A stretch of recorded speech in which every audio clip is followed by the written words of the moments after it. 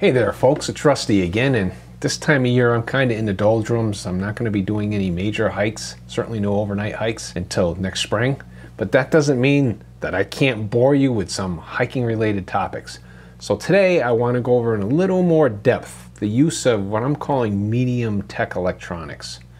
Do they help us or do they ruin the experience? Stay tuned while I explore this.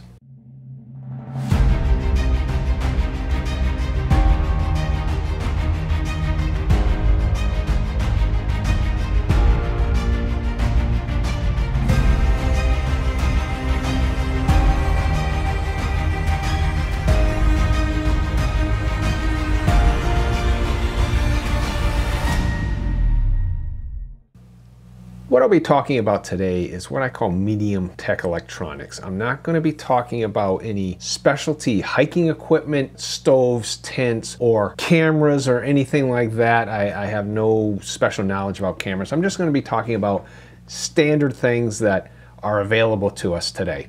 And that's really the tracker and the phone. In the old days, all we had to guide us was a road atlas map like this. You can see the trail on there. It's in purple where I traced over it as I completed sections. It's normally a dotted line. And all you can do is see, well, it crosses this road here or there, and that's about the extent of it.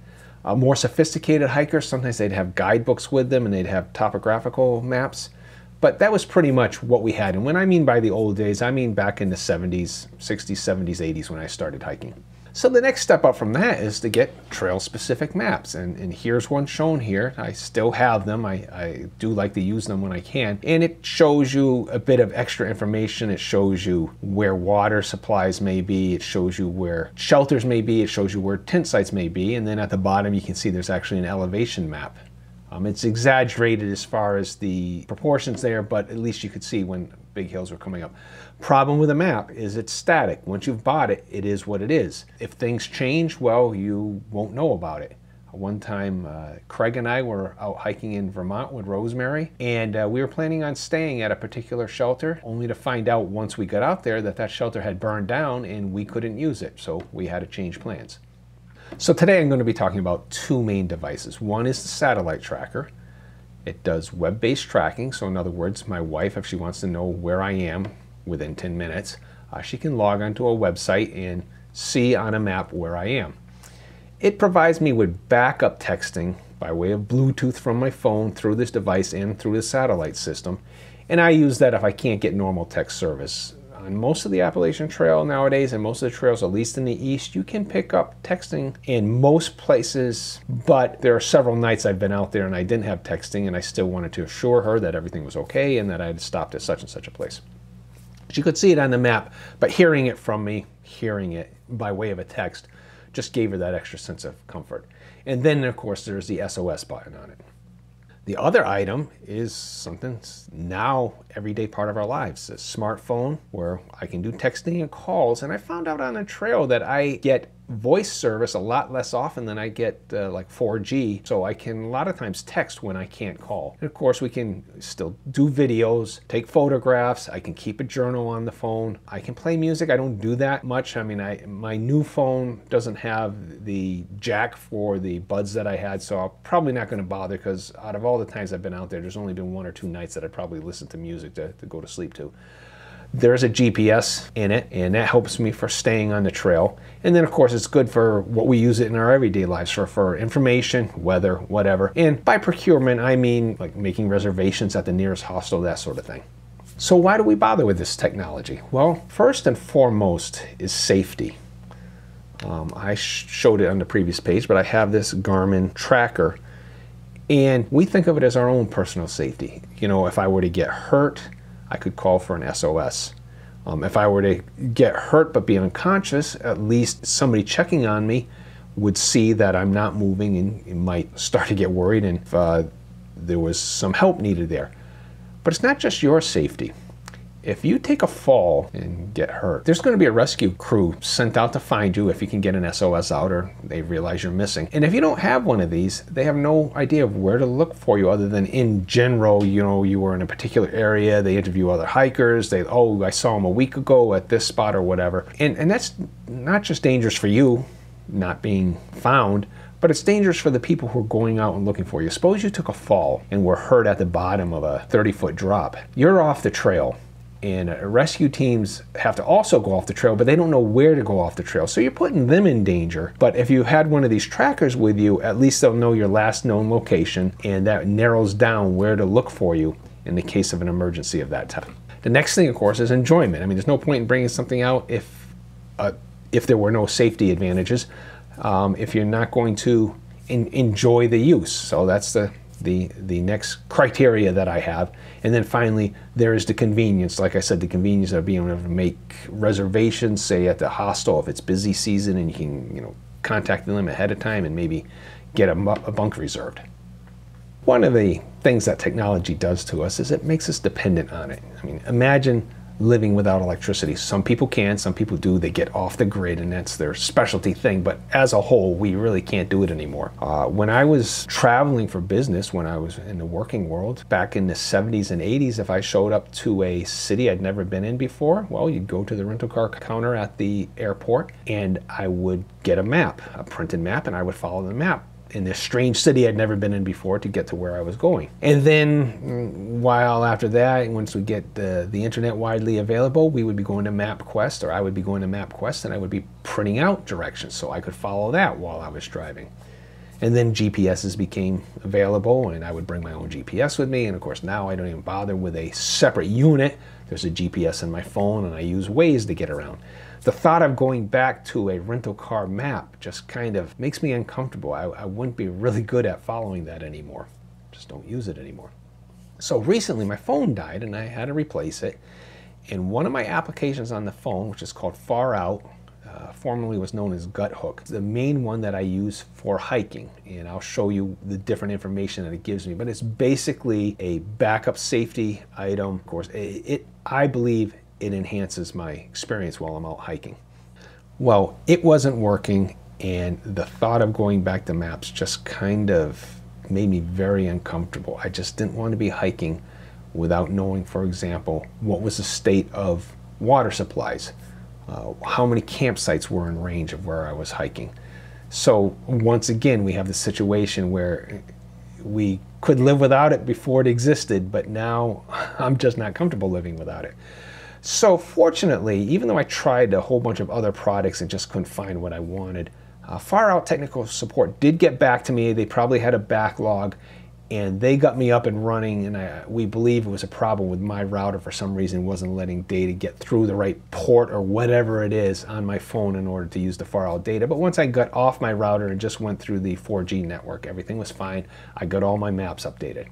One other fair warning: if you are going to have these sorts of electronics with you, bring a battery backup pack. The one shown there on the screen, this one here, is a 5 milliamp hour one, good for shorter trips. I bought another one which claimed to be 28, that other one was 5,000 milliamps or 5 amp hours. This claimed to be 28.8 amp hours. I'm suspicious that it's really that. Been doing some online research, and a lot of these power packs, basically they're underpowered for what they are. It weighs about 11 ounces, and I found that would be the going rate for a 30 amp hour pack.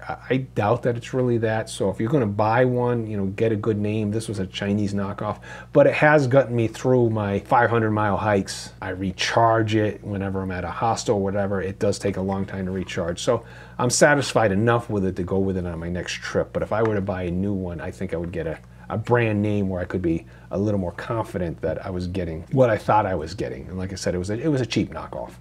So for the rest of this presentation, I just want to show you some screenshots from this FarOut application. So when you first start it up, you see which ones you've bought. Now they have a kind of razors and razor blades business model. The application is free. The maps are reasonably priced, but you buy the maps for the area you're going to be hiking in.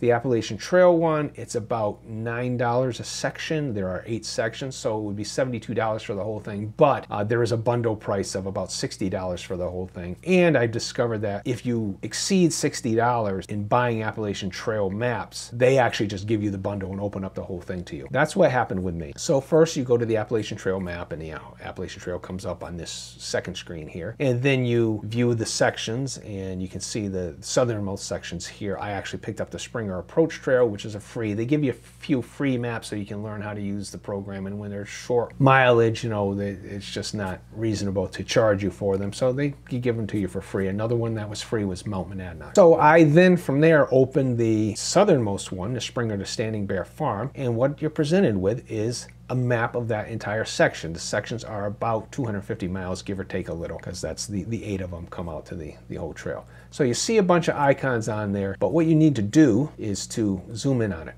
So here I've zoomed in on a particular shelter in the southern part of the trail, and you can see on this next screen, when I hit the shelter, you know, with my finger, it gives you that locator teardrop shaped thing and tells me, okay, this is the Spencefield shelter. It tells me it's off mile whatever of the Appalachian Trail.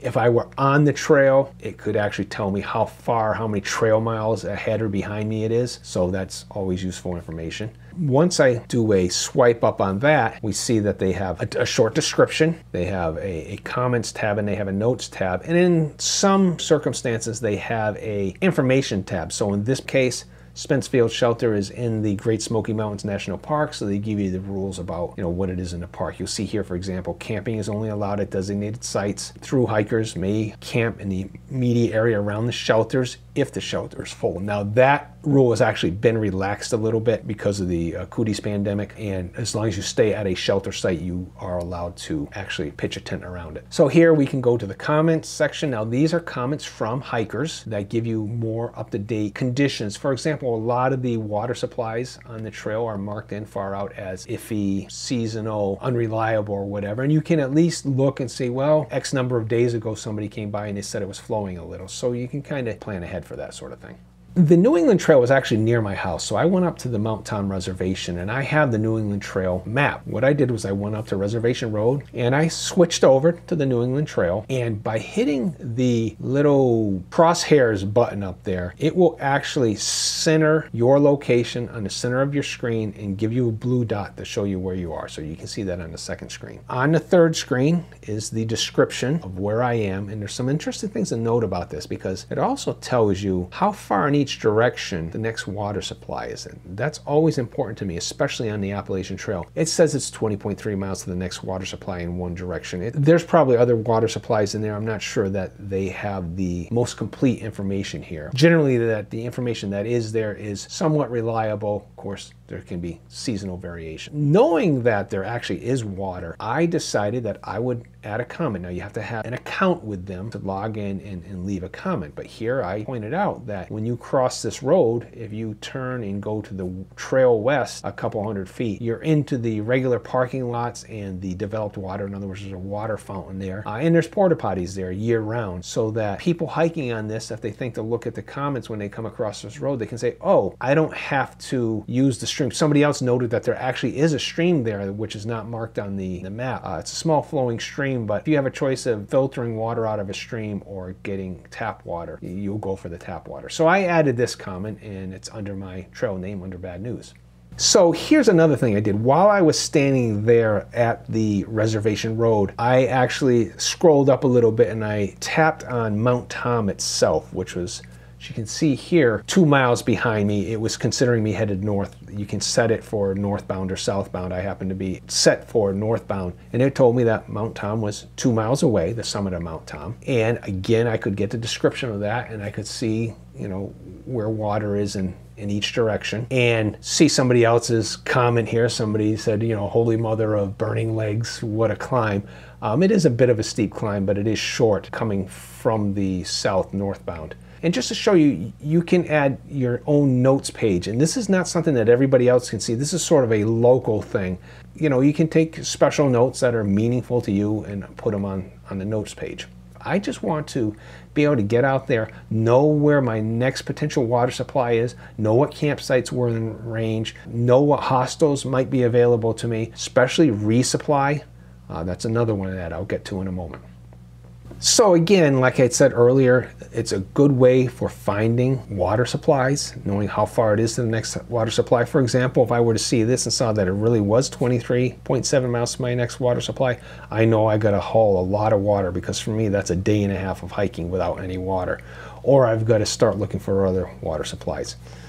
Now, there's also another view you can get of this. If you tap on the little mountain emblem there, it'll bring up this elevation view. When it first comes up, it kind of looks kind of crazy because it's your whole section on that small screen, but you can zoom in and change the ratios and the perspective however you want, and it'll show you what hills are coming up, what mountains are coming up. I don't have an instance of it here, but if it shows your location, whereas it was a blue dot on the map, it actually shows a big blue ball on the side of the mountain showing you where you are. And then to get back to the map, of course, you just tap on the map emblem and you'll be back to the map. So here's the conclusion. Yeah, use the technology enough for the added safety, the importance of keeping yourself safe and keeping anybody who has to render aid to you, keeping them as safe as possible. There's that added enjoyment of, it's kind of enjoyment, but it's kind of safety related of knowing what's out there and what you're going to come up against. The added convenience of, for example, knowing where there's a resupply. Well, knowing where there's a resupply is great if you got plenty of food on you so you can plan it.